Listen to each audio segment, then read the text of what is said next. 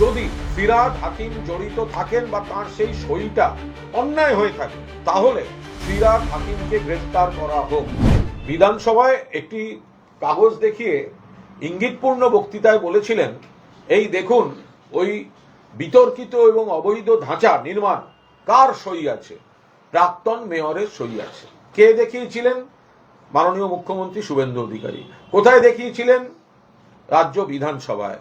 পরের লাইনটি কি বলেছিলেন? কাউকে ছাড়া হবে না। তার থেকে কি মনে হয়? তার থেকে মনে হয় যে শুভেন্দু অধিকারী মাননীয় মুখ্যমন্ত্রী যথেষ্ট নেতিবাচক ইঙ্গিতপূর্ণ ভাবেই প্রাক্তন মহানগরীকে সইটি দেখিয়েছিলেন। এবার আমাদের পরিষ্কার বক্তব্য যে যারা তারাতলায় জড়িত তাদের অ্যারেস্ট করতে হবে। যে কয়েকজনকে করেছেন ওরকম কয়েকজনকে একটু নিচু তলার অ্যারেস্ট করলেন, আর বিগ ফিশ যারা তারা বাইরে বেরিয়ে রইল, এটা যেন না হয়। আমাদের পরিষ্কার বক্তব্য, যদি ফিরহাদ হাকিম জড়িত থাকেন বা তার সেই সইটা যদি অন্যায় হয়ে থাকে তাহলে ফিরহাদ হাকিমকে গ্রেফতার করা হোক। অন্যথায় আপনি দেখালেন কেন? একজনকে মেলাইন করার জন্য তো আপনি সই দেখাতে পারেন না, তা আপনি সইটা তাহলে দেখাতে গেলেন কেন? তাহলে যদি ফিরহাদ হাকিমের সই করাটা অন্যায় হয়ে থাকে তাহলে ফিরহাদ হাকিম এখনো গ্রেফতার নন কেন? আর সইটা যদি অন্যায় না হয়ে থাকে তাহলে আপনি বিধানসভায় ইঙ্গিতপূর্ণভাবে ওই সইটা দেখালেন কেন? আজকে পরীক্ষা হয়ে যাবে। আজ এই চাটন রিতর ওরা আর কি, যেগুলো বালিশচাটা তৃণমূল, তো এই বালিশচাটারা একটি বৈঠক ডেকেছেন বলে শোনা যাচ্ছে। সেখানে পুরসভার অনেককে আমন্ত্রণ করা হয়েছে। আজকে যদি বালিশচাটাদের মিটিংয়ে ফিরহাদ হাকিম থাকেন তাহলে প্রমাণিত হয়ে যাবে যে মাননীয় মুখ্যমন্ত্রী ওটা বিধানসভায় দেখিয়েছেন শুধু ওনার উপর চাপ সৃষ্টি করার জন্য, যে চাপ দিয়ে তাকে তৃণমূল থেকে বালিশচাটা তৃণমূলে পাঠানো হচ্ছে। আমি একটু শেষ করে নিই যে এটা তো পরীক্ষা হয়ে যাবে যে যদি ফিরহাদ হাকিমের সইটা যদি অন্যায় হয়ে থাকে, শুভেন্দুবাবু দেখিয়েছেন, মুখ্যমন্ত্রী দেখিয়েছেন, তাহলে নিশ্চিতভাবে ওটা কোনো একটা গাফিলতি আছে বলেই তো দেখিয়েছেন। তাহলে অ্যারেস্ট হচ্ছেন না কেন?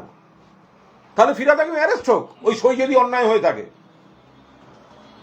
আর যদি আজকে সন্ধ্যাবেলা দেখা যায় তাকে দিয়ে কুনকি হাতির কাজ করানো হচ্ছে, পুরপিতাদের ফোন করা হচ্ছে যে ওখানে চলো ওদের কাছে, তাহলে এটা প্রমাণিত হবে যে শুভেন্দুবাবু ওটা দেখিয়েছেন শুধুমাত্র ওকে চাপে রাখার জন্য, যাকে দিয়ে পুরসভার কাউন্সিলরদের ভাঙানো যায়। ওটা তো সন্ধ্যার মধ্যে প্রমাণিত হবে।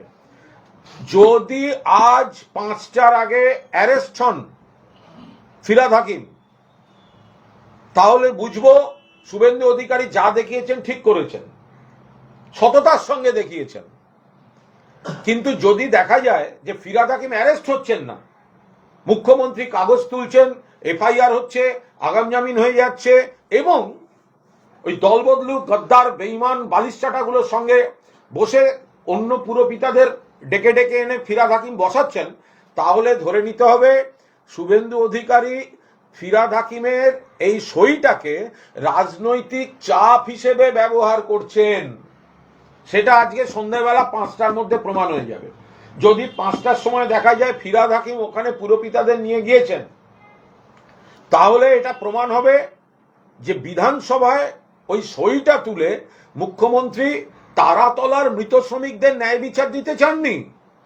তিনি শুধু ফিরহাদ হাকিমের উপর চাপ সৃষ্টি করেছেন যাতে বাঁচতে গেলে বালিশচাটাদের সঙ্গে গিয়ে তৃণমূলটার পিঠে ছুরি মারুন এবং বাকি কাউন্সিলরদেরকে ফোন করে করে নিয়ে আসুন। কুনকি হাতি করাতে গেছেন।